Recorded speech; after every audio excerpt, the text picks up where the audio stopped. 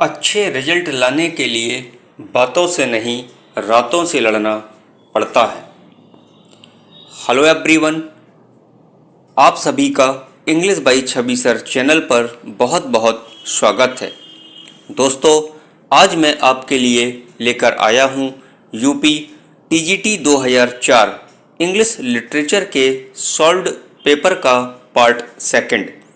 देखिए और चेक करिए कि आपकी तैयारी एग्ज़ाम पॉइंट ऑफ व्यू से कितनी अच्छी चल रही है। दोस्तों, यदि आप चैनल पर नए हैं तो चैनल को सब्सक्राइब करिए, बेल आइकन को प्रेस करिए। दोस्तों, चलिए स्टार्ट करते हैं यूपी टीजीटी 2004 में आया इंग्लिश लिटरेचर के पेपर को। और आज का पहला क्वेश्चन है 25 नंबर से। गर्ल्स वर्दी इज, गर्ल्स वर्दी क्या है? तो दोस्तों, जो गर्ल्स वर्दी हैं, a realist both minute and delicate, यानी option number C is the correct answer. Realist का मतलब होता है यथार्थवादी होना। Question number 26, Galsworthy's novels are chiefly occupied. Occupied का मतलब होता है धारण करना, यानी जॉन गर्ल्सवर्दी के जो नॉवेल्स थे वो धारण किया करते हैं with the effect and conflict, effect और कॉन्फ्लिक्ट को ऑफ किसके? And the right answer is option C, class tradition upon society.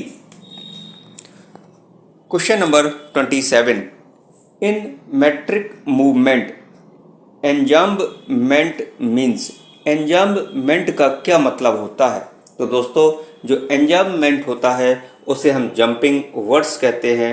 Option A is the correct answer. Question number 28, De Doctrina Christiana cast doubt on the orthodoxy of, यानी De Doctrina Christiana ने orthodoxy के ऊपर जो cast doubt किया था वो Milton के किस वर्क से किया? तो इसका जो राइट आंसर है वो पैराडाइज लॉस्ट है, यानी Paradise Lost is the right answer. Option number C is the correct. Question number next, question number 29 है, the verse lines she gave me eyes, उसने मुझे आंखें दी, सी गेव मी ईयर्स, उसने मुझे कान दिए, and humble care and delicate dash were in reference to, ये lines कहाँ से ली गई हैं, यानी ये जो लाइन्स हैं वो कौन कहता है? तो इस क्वेश्चन का जो राइट आंसर है option number C, Dorothy Wordsworth is the correct answer. Question number 30 है, the Prelude was written in, जो प्रेल्यूड है वो कब लिखा गया था? तो इस क्वेश्चन का जो करेक्ट आंसर है 1805, प्रेल्यूड 1805 में लिखा गया था। दोस्तों, प्रेल्यूड को कंपोज करना स्टार्ट किया गया 1802 में और पब्लिश्ड हुई 1850 में, और मैरी हचिंसन के द्वारा प्रेल्यूड को पब्लिश्ड किया गया था। विलियम वर्ड्सवर्थ की वाइफ का नाम मैरी हचिंसन था और वर्ड्सवर्थ की मौत के बाद इस वर्क को मैरी हचिंसन के द्वारा पब्लिश्ड कराया गया। Question number 31, persona tone and voice reflect in recent criticism, यानी रिसेंट क्रिटिसिज्म में जो पर्सोना है यानी व्यक्तित्व, टोन और वॉइस रिफ्लेक्ट क्या है? इस क्वेश्चन का जो करेक्ट आंसर है option number A, the tendency to highlight characterisation. Question number 32, Wordsworth was in 1791 in France, जो विलियम वर्ड्सवर्थ थे वो 1791 में फ्रांस में थे। Where he was witnessed to middle stages, वहाँ पर मिडिल स्टेजेस के वो गवाह बने। तो इस क्वेश्चन का जो करेक्ट आंसर है option number D, the French Revolution is the correct answer. Question number 33, the ubi sunt motif means, ubi sunt motif का क्या मतलब होता है? तो यूवी सेंट मोटिव का जो मतलब होता है, the where are formula for lamenting the past. Question number C is the correct answer. Question number 34, myths come from Greek. जो मिथ्स है वो ग्रीक भाषा से आया, और ग्रीक भाषा जो है वो मिथोज है। सिग्निफाइंग, ये जो मिथोज है क्या सिग्निफाइंग करता है? तो 34 का जो करेक्ट आंसर है, ए स्टोरी, प्लॉट, ट्रू और invented is the correct answer. Question number 35, the comedy of error is an adaptation of Latin comedy. जो कॉमेडी ऑफ एरर्स है, एडेप्टेशन मतलब स्वीकार की गई, ली गई एक लैटिन कॉमेडी से, विच इज़, और वो जो लैटिन कॉमेडी है उसका नाम आपको बताना है। तो लैटिन कॉमेडी का जो नाम है वो मेनाकिमी है। Option D is the correct answer. Question number 36, Shakespeare dedicated his youthful poem. Shakespeare ने डेडिकेटेड करी अपनी यूथफुल पोएम्स को, यानी नौजवानी की कविताओं को। वीनस एंड एडोनिस उसका नाम था, एंड ल्यूक्रीज, ये जो दो पोएम हैं विलियम शेक्सपियर ने किसको डेडिकेट करी? तो ये जो पोएम है द अर्ल ऑफ साउथहैम्पटन को ये पोएम्स डेडिकेट करी गई। दोस्तों, the earl of Southampton was the friend of William Shakespeare. William Shakespeare के ये दोस्त थे। Question number 37, commerce by John Milton. John Milton के द्वारा कॉमर्स लिखा गया, is in the form of, किस फॉर्म में लिखा गया? तो इस क्वेश्चन का जो करेक्ट आंसर है वो मास्क है। Option A is the correct answer. Question number 38, Milton was appointed to the position of Latin secretary to Cromwell's government chiefly due to his work. अपने किस कारण से जो जॉन मिल्टन थे उनको अपॉइंट किया गया Latin secretary to Cromwell's government? तो 38 क्वेश्चन का जो करेक्ट आंसर है वो option number C, on the tenure of kings and magistrate. इस वर्क के द्वारा जॉन मिल्टन को Latin secretary to Cromwell's government, यानी क्रॉम्वेल गवर्नमेंट का लैटिन सेक्रेटरी बनाया गया। Question number 39, the term for the novel in most European language.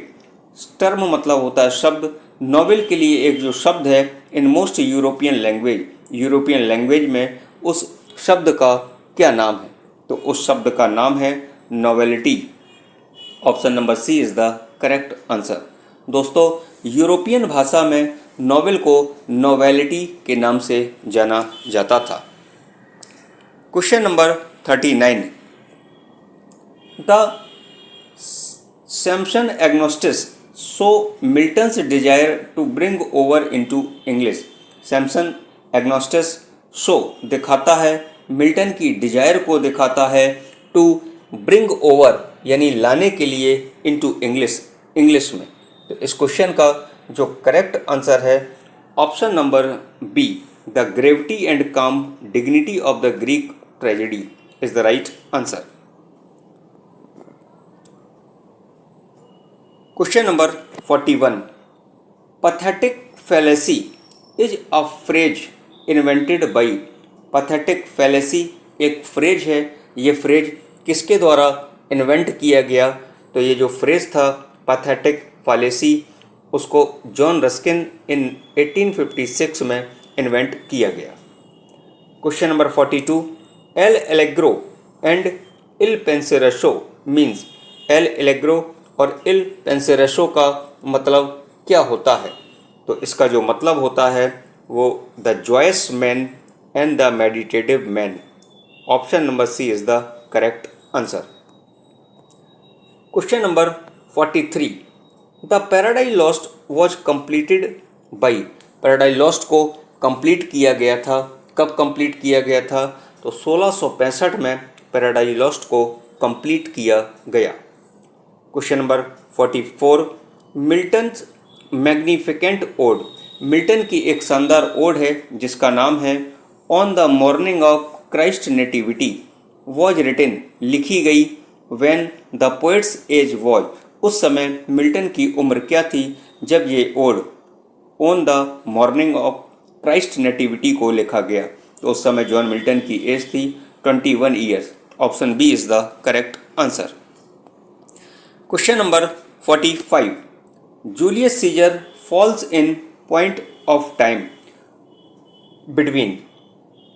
Julius Caesar falls, गिरते हैं, इन पॉइंट ऑफ टाइम यानी उनका उत्पत्ति का जो समय था, उनके जो गिरने का समय था वो कब से कब तक का माना जाता है।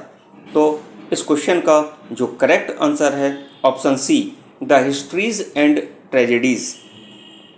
Question number 46, Shakespeare was the third child of. Shakespeare third child थे यानी तीसरे बच्चे थे किसके। तो option number C is the correct answer, John Shakespeare and Mary Arden. जो विलियम शेक्सपियर थे वो जॉन शेक्सपियर और मैरी आर्डेन के तीसरे पुत्र थे। Question number 47, heroic drama was a form. जो हीरोइक ड्रामा है एक फॉर्म है, एक रूप है, मेनली स्पेसिफिक टू। इस क्वेश्चन का जो करेक्ट आंसर है, तो जो हीरोइक ड्रामा था वो रेस्टोरेशन पीरियड का एक फॉर्म माना जाता है। Option C is the correct answer. Question number 48, the Pulitzer prize is awarded by. जो पुलिट्जर प्राइज होता है अवॉर्डेड बाई, वो किसके द्वारा दिया जाता है। तो दोस्तों इस क्वेश्चन का जो करेक्ट आंसर होगा option number D, Columbia university New York, इसके द्वारा पुलिट्जर प्राइज दिया जाता है। Question number next 49, one of the following is an epistolary novel. नीचे दिए गए 4 ऑप्शंस में से कौन सा ऑप्शन ऐसा है जिसे आप एपिस्टोलरी नॉवेल कहते हैं। तो option number A is the correct answer, Pamela और virtue rewarded. Question number 50, the excursion dated 1814 marks the beginning of. जो एक्सकर्शन है जिसकी डेट 1814 थी, मार्क्स द बिगिनिंग ऑफ। तो the decline of Wordsworth poetic genius, यानी William Wordsworth का जो poetic genius था वो अब डिक्लाइन, उसका पतन होने लगा था एक्सकर्शन जब 1814 में आया। Question number 51, the influence of class is depicted by. Class के प्रभाव को डिपिक्टेड, उसका वर्णन किया गया इन, कहाँ पर। तो option number D is the correct answer, loyalties. दोस्तों ये जो वर्क है लॉयल्टीज, इसे जॉन गल्सवर्दी के द्वारा लिखा गया था। Question number last, the finest of Galsworthy letter. नीचे दिए गए ऑप्शंस में से गल्सवर्दी के बाद के जो नॉवेल हैं वो उसका नाम आपको बताना है। तो इस क्वेश्चन का जो करेक्ट आंसर है वो है ऑप्शन डी, लॉयल्टीज। दोस्तों गल्सवर्दी का ये अंतिम ड्रामा था जिसका नाम लॉयल्टीज था। दोस्तों ये था पार्ट सेकंड 2004 में पूछे गए यूपीटीजीटी क्वेश्चंस। आपको कैसे लगे कमेंट करके ज़रूर बताइए, और यदि आपने अभी तक English by Chhavi sir channel को सब्सक्राइब न किया हो तो सबसे पहले चैनल को सब्सक्राइब करिए, बेल आइकन को प्रेस करिए। दोस्तों वीडियो अच्छा लगा हो तो वीडियो को लाइक करिए और अपने दोस्तों के साथ शेयर करना बिल्कुल भी मत भूलिए। Thank you for watching.